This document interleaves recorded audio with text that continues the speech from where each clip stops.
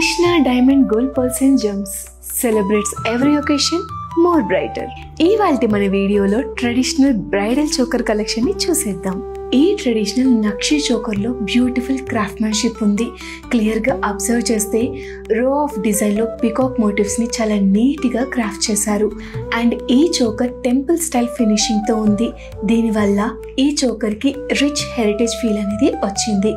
And ఇక్కడ మనం చూసుకున్నట్లయితే ఎమరాల్డ్ డ్రాప్స్ అలానే పర్ల్ డ్రాప్స్ ఏవైతే యాడ్ చేశారో దీని వల్ల చోకర్ కి ఒక వైబ్రెంట్ రీగల్ ఔరా యాడ్ అయిందని చెప్పుకోవచ్చు.